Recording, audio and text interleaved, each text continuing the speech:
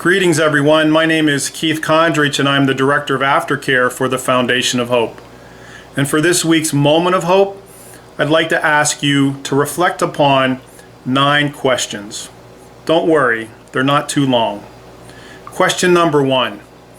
If drug cartels controlled your town, your city, your state, your country, to what extent would you go to protect your children? How far would you travel to find safe haven for your family? What risks would you take to make sure that your children, your family, your spouse, your partner were safe? Question number 2. If you were diagnosed with lung cancer but did not have health insurance, how would you pay for treatment? Who would you go to for help? Could you turn to anybody? What would you do? If you did not have health insurance, how would you take care of treatment for this terrible disease? Question 3. How would you feel? Simply, how would you feel if your unarmed teenage son was killed by the police? How would you feel? Unarmed teenage son shot and killed by the police. Question number 4. How many buses would it take you to get to work if you did not have a car? Would you need 1, 2, 3 routes? Would you have to drop your children off at childcare at some early hour of the morning and then find a bus to get to work? How would you pay for the bus? What kind of mood would you be in if you had to do that every day for the rest of your life? Question number 5. If your son or daughter was incarcerated at the Allegheny County Jail, at a state prison, or a federal penitentiary, how would you like your son or daughter to be treated?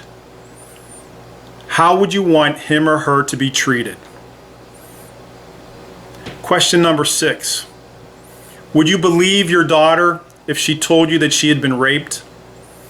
Would you expect other people to believe her? Would you believe your daughter? Question number 7.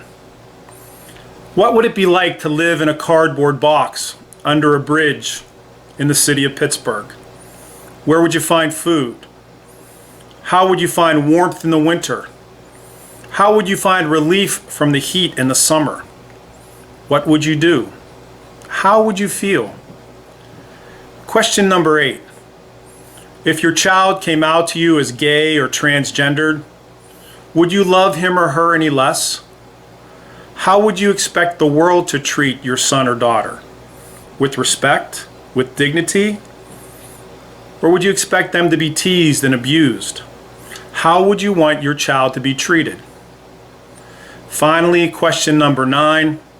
How would you feel if people ostracized or prejudged or belittled you because of your faith? Because of the way you worship God? How would you like to be called a terrorist simply because of where or how you worship God? How would you feel? 9 questions for reflection this week. You know, the great German pastor and theologian and dissident Dietrich Bonhoeffer, who was martyred under Hitler's regime, reflected from his prison cell that we must learn to regard people less in the light of what they do or omit to do, and more in the light of what they suffer. Let me repeat that. We must learn to regard people less in the light of what they do or omit to do, and more in the light of what they suffer. Tonight, before you go to bed, I ask you to reflect upon the many people who suffer in our world, the many people who suffer right here in our neighborhoods. Put yourself in their shoes. Ask yourself how you would feel, how you would respond. Put yourself in their situation. Put yourself in their world. Tomorrow, when you wake up, make it a point to help relieve someone's suffering. In fact, make it your mission in this life to bring hope to bring solace, to bring action to all those who are suffering. The first way to do that is to walk a mile in their shoes. God bless you and have a great week.